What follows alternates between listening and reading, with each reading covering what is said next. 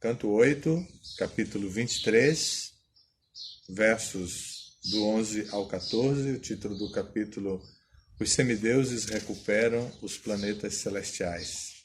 Shri Shuka Uvacha Magyam Bhagavato Rajam Prarado Balina Saha Badhamitya Malapragyo Murniadhaya Kritanjali Parikramyadi Purusham Sarvasuracham Mupati Pranatastadanugata Pravivesha Mahabilam. Shri Shuka Uvacha. Shri Shukadeva Goswami disse: Agyam, a ordem, Bhagavata, da Suprema Personalidade de Deus, Rajan, ó Rei, Maharaj Parikshit, Prarada, Maharaj Pralada, Balina Saha, acompanhado de Bali Maharaj, Badham, sim, Senhor, o que dizeis é perfeitamente correto. Iti, assim, Amala Pragya, Pralada Maharaj, que tinha inteligência clara, Murdni, sobre sua cabeça, Adhaya, aceitando Kritanjali, de mãos postas, Parikramya, após circungirar, Adipurusham, a suprema pessoa original, Bhagavan, Sarva Asura Chamupati, o mestre de todos os líderes dos demônios, Pranata, após oferecer reverências, Dananugyata, recebendo permissão dele, Senhor Vamanadeva. Pravivesha, entrou Mahabilam, no planeta conhecido como Sutala. Então, a tradução deste verso e dos próximos até o 14, vamos ler agora. Srila Shukadeva Goswami disse, acompanhado de Bali Maharaj, meu querido rei Parikshit, Pralada Maharaj, o mestre de todos os líderes dos demônios, ficou de mãos postas e acolheu sobre sua cabeça a ordem do Senhor Supremo. Após dizer sim ao Senhor, circungirá-lo e oferecer-lhe respeitosas reverências, entrou no sistema planetário inferior, conhecido como Sutala. Hari, a suprema personalidade de Deus, Narayan, dirigiu-se depois a Shukracharya, que, com os sacerdotes Brahma, Hota, Udgata e Advaryo, estava sentado ali pertinho, no meio da assembleia. Ó Maharaj Parikshit, esses sacerdotes eram todos Brahmavadis, seguidores dos princípios védicos que instruem sobre a realização de sacrifícios. Ó melhor dos Brahmanas, Shukracharya, que, por favor, descreve a falha ou erros de teu discípulo Bali Maharaj, que se ocupou em realizar sacrifícios. Quando for julgada na presença de brahmanas qualificados, esta falta será anulada. Captaram a mensagem aqui dos versos?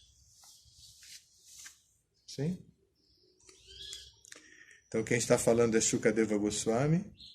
Ele está falando para Parikshit Maharaj, contando a respeito de Bali Maharaj e de Pralada Maharaj, e também dizendo que depois de acolher Pralada Maharaj e Bali Maharaj, a Suprema Personalidade de Deus se dirigiu a Shukracharya, que estava perto na Assembleia, e então pediu para Shukracharya explicar o erro de seu discípulo Bali Maharaj.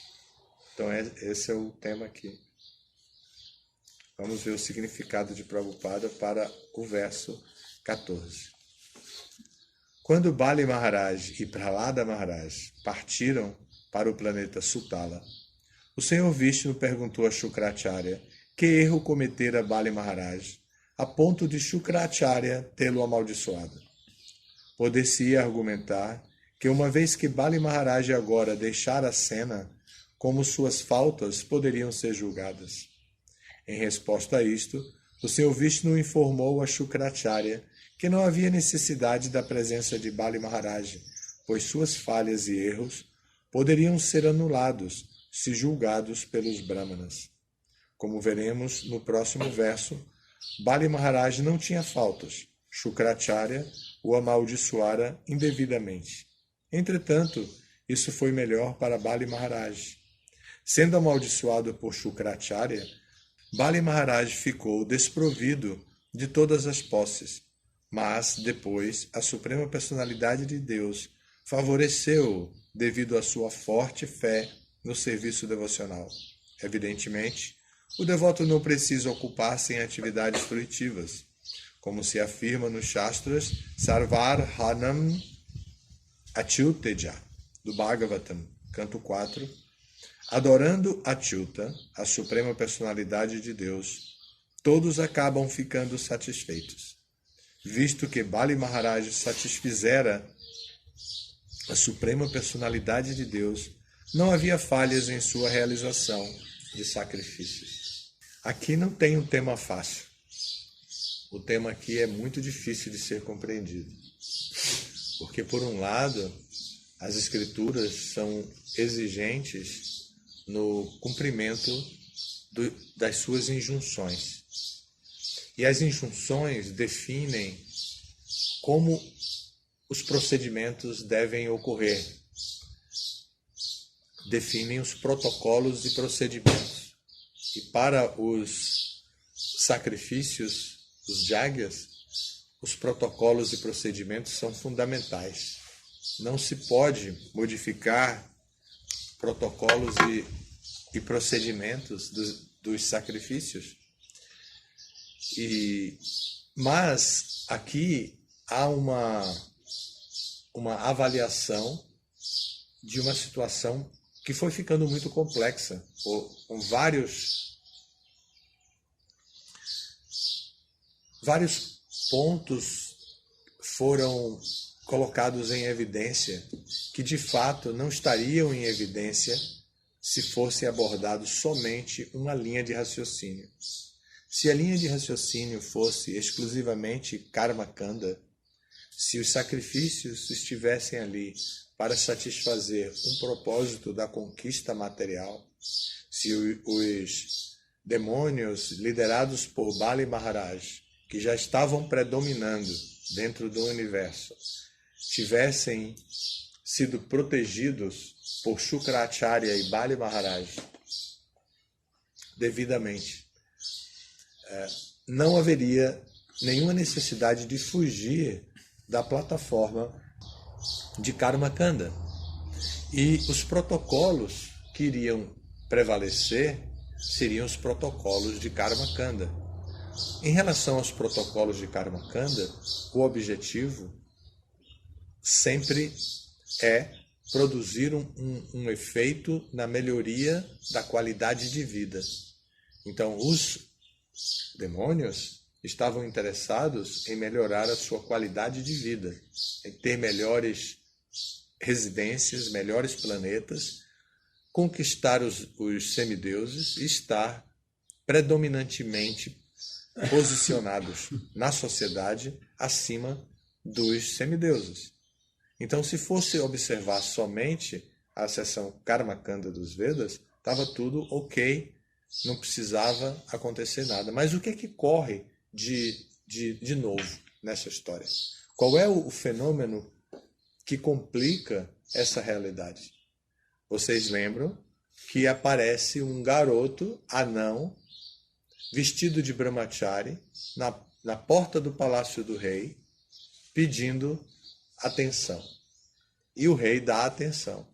E Shukracharya, como o mestre espiritual encarregado de prever os resultados de tudo aquilo para proteger a sua galera, né, seus discípulos e tudo mais, Shukracharya fica intrigado. O que esse menino está fazendo aqui? Esse menino não tem que estar aqui. Quem é esse menino? O menino não era outra pessoa além de Vamanadeva. E quando Vamanadeva chegou, Bali Maharaj, que tinha o coração muito bom, ele não era um demônio típico, ele era o rei dos demônios, mas ele não era de natureza demoníaca. Então ele observou o menino, ele viu as características do menino e, como um rei, ele quis dar atenção ao menino, que era anão também.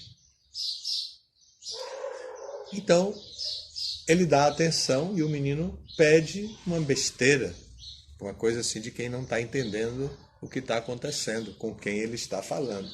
Ele está diante de uma autoridade como o Bali Maharaj e pedir 3 passinhos de terra é pedir uma bola de futebol de plástico e para Pelé, que tem uma coleção de bolas. Então, o menino pede isso e Bali Maharaj entende que aquele garoto tem alguma coisa especial. E Shukracharya capta a mensagem e avisa para Bali Maharaj: não caia nessa, é fria. Você está entrando numa cilada. Você vai dar atenção a esse menino, você vai dar tudo e você vai perder tudo. Vai perder tudo porque ele é Vishnu. Então Bali Maharaj, nesse momento, se desliga da seção do predomínio da filosofia da seção Karmakanda dos Vedas e diz: imagine, se eu estou diante de Vishnu. Vishnu é o semideus principal. Eu estou seguindo a seção Karmakanda dos Vedas, que trata de semideuses menores. Agora eu estou diante de Vishnu. Vishnu vem, se apresenta diante de mim para me pedir alguma coisa e eu não vou dar. Tem alguma coisa de errado nisso aqui. Então, ele mistura a seção Karmakanda dos Vedas, aquela história, com a rendição própria de quem tem devoção pela Suprema Personalidade de Deus. Ele reconhece a Suprema Personalidade de Deus, ele aceita a Suprema Personalidade de Deus e ele rompe com os protocolos recomendados pela seção Karmakanda dos Vedas. Naquele momento, ele comete uma falha técnica. Aqui se pergunta qual é a falha e depois se diz que não é falha nenhuma. Mas não é falha porque ele passou de um protocolo para outro protocolo. Porque dentro do protocolo de Shukracharya podia encontrar falha nele, porque ele estava indo contra as leis da melhoria da qualidade de vida. As normas da melhoria da qualidade de vida prescritas na seção Karmakanda dos Vedas dizia que ele não podia dar tudo, porque ele iria perder tudo. Porque Shukracharya tinha liderado os demônios para conseguirem conquistar os planetas dos semideuses, já tinham conquistado, os demônios já estavam numa condição muito melhor, já estavam muito mais ricos, muito mais opulentos, muito mais tranquilos. Os semideuses não estavam perturbando os demônios porque tinham fugido da área, porque estavam, pelo contrário, perseguidos pelos demônios. Então, nesse sentido, havia uma falha de Bali Maharaj, porque Bali Maharaj estava deixando os protocolos de Karmakanda e adotando a rendição à Suprema Personalidade de Deus na forma de Vamanadeva. Porém, nunca é um erro se render à Suprema Personalidade de Deus. Então, nesse sentido, não houve falha. Por quê? Porque a seção Karmakanda dos Vedas é das primeiras. Ela é a primeira, que vem logo em seguida a informalidade de Vikarma. Na atividade de Vikarma é uma atividade sem compromisso, onde predomina simplesmente a intuição, simplesmente o interesse pessoal, simplesmente a inclinação da pessoa de acordo com o seu signo, o predomínio do seu modo da natureza, de acordo com os seus critérios de desfrute material para utilizar sua idade, seu corpo, sua juventude. Isso é Vikarma. Quais são os critérios? Esses são os critérios que o indivíduo liderado por Vikarma vai levar em conta. Os protocolos de Vikarma, para usar a mesma palavra que usamos ontem, são os protocolos da naturalidade. Eu faço o que eu quero de acordo com o que eu disponho. Eu não tenho nenhum critério superior a isso. Eu quero fazer, os meus sentidos estão chamando, eu vou. Não tem moral, não tem ética, não tem nada que me impeça disso. Eu faço o que eu quero. Então isso é um vikarma. Então, uma pessoa guiada pela ética de vikarma. Essa é a ética de vikarma. Vamos desfrutar, tudo é natural, vamos fazer o que quisermos fazer, não temos que dar satisfação a ninguém, não precisamos nos submeter a nada, não tem nada nem ninguém que possa nos mandar. Então, em Karmakanda, a situação muda um pouco. Em Karmakanda existem normas, e essas normas identificam quem são as autoridades. Karmakanda identifica os semideuses como autoridades. E dizem, toda a manifestação cósmica é coordenada por semideuses. Esses semideuses merecem um quinhão de sacrifício e todo indivíduo que vive de acordo com Karmakanda deve ter compromisso em produtividade. Todos devem produzir, todos devem se empenhar em melhorar sua qualidade de vida, todos devem fazer sacrifícios aos semideuses, dar uma parte aos semideuses, utilizar a sua parte como investimento na melhoria da sua própria qualidade de vida. Todos devem se responsabilizar em dar caridade, fazer sacrifícios e penitências. Isso é a seção Karmakanda dos Vedas. Então, Bali Maharaj estava dentro desse universo, do universo Karmakanda. Tinha um mestre espiritual que estava orientando, estava tudo dando certo. Shukracharya estava orientando muito bem os seus discípulos. Estava tudo dando certo. Não tinha falha no projeto material de qualidade para eles. Por outro lado, os semideuses estavam sofrendo. O que aconteceu? Qual foi a consequência do sofrimento dos semideuses? Os semideuses, por estarem sofrendo, sensibilizaram o coração da mãe deles. E a mãe deles, Aditi, se dirige ao marido, Kashyapa Muni, e diz, nossos filhos estão sofrendo, nós precisamos fazer alguma coisa. O que eu posso fazer para devolver a meus filhos o direito de transitar dentro da sociedade cósmica, de ter suas mansões recuperadas, ter seus planetas recuperados, viver na opulência. Eles estão disfarçados por aí, pelo universo, fugidos do poder dos demônios. Kashyapa Muni diz, façam sacrifício. Quem sabe o nome do sacrifício? Payovrata. Faz o sacrifício Payovrata. São 12 dias de leite. Toma 12 dias de leite. E nessa situação aqui, que estão os protocolos, faça tudo isso direitinho e você vai ficar poderosa. Qual foi o poder que ela adquiriu? Ela teve um filho, que era Vamanadeva. O anãozinho, o menino. E o que é que o menino faz? Brahmachari sai com seu kamandalu, o seu vasinho de pedir doação, uma roupa feita de couro de veado, se veste com aquilo, o cabelo amarrado num coque, em espanhol como seria? Rodete. Um rodete em la cabeça. E ele sai e vai até a autoridade da região. Chega lá na autoridade que é Bali Maharaj. Mas Bali Maharaj é a autoridade administrativa. Tem um idealizador dos sacrifícios. Tem um dono do projeto. E o dono do projeto é Shukracharya. Então Bali Maharaj executa o projeto idealizado por Shukracharya, que estava dando certo. Então essa é a história, né? A gente está acompanhando, já estamos chegando no fim. Então, qual foi a falha de Bali Maharaj?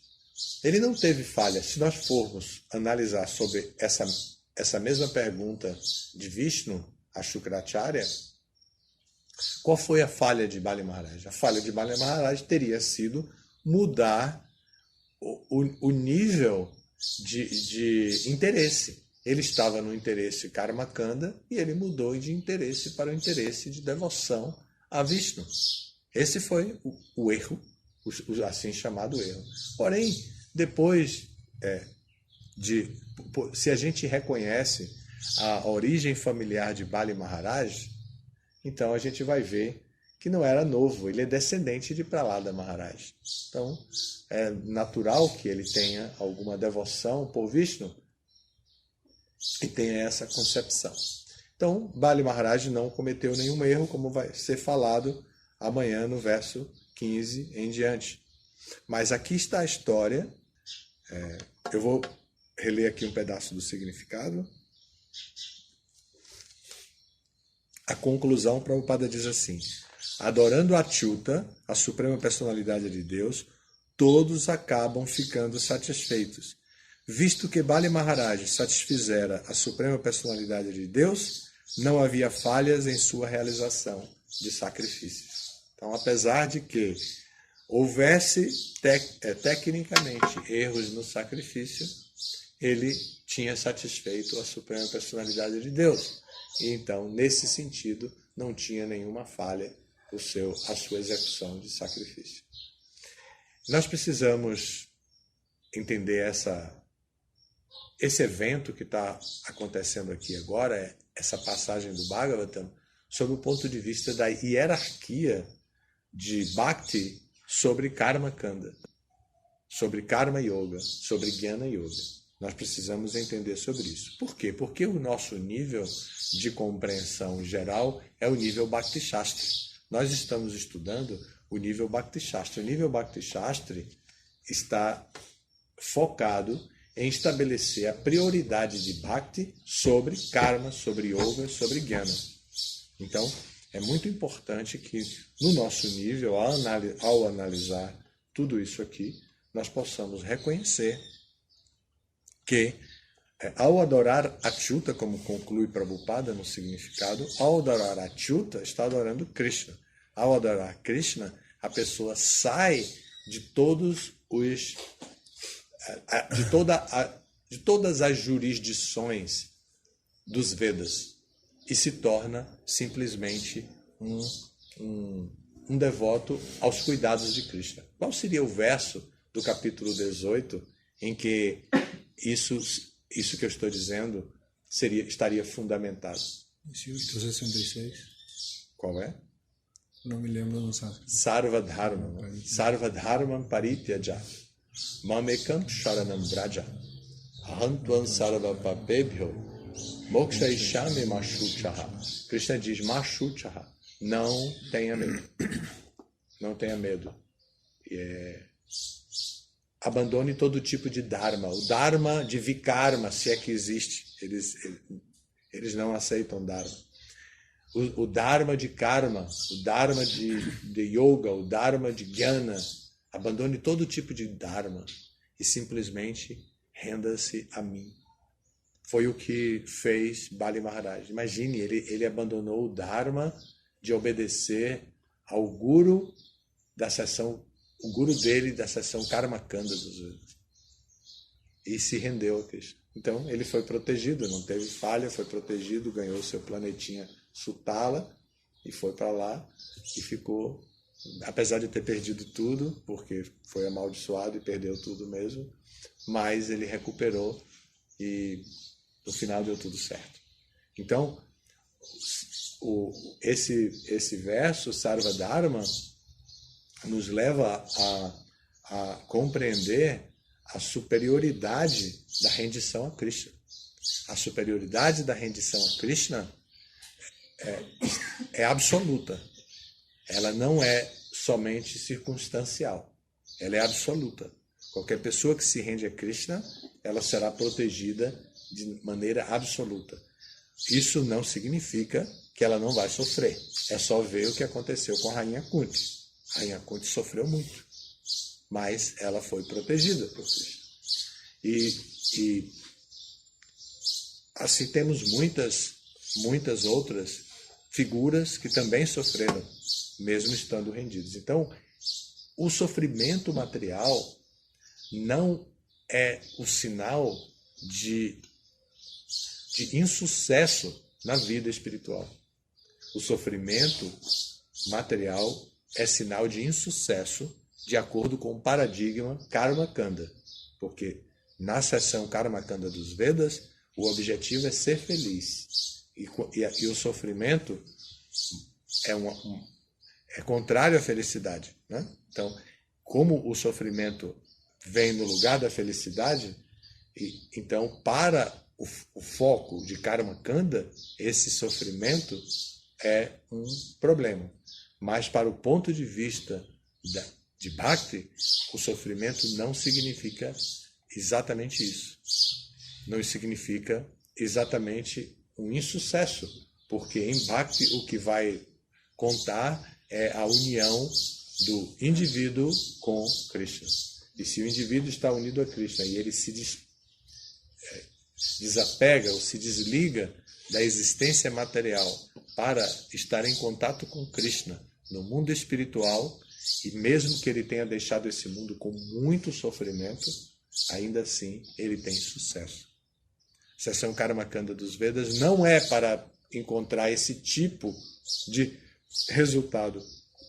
Qual o resultado previsto na seção Karma Kanda dos Vedas? Promoção aos planetas celestiais, bom nascimento, ganhos materiais, felicidade. Isso sim, essas são as promessas da seção Karma Kanda. Então, se a pessoa não obtém isso, mas é um karma, ela está tendo insucesso. Mas para um devoto, essas coisas não são critérios de avaliação de sucesso. Tudo bem? Alguma pergunta?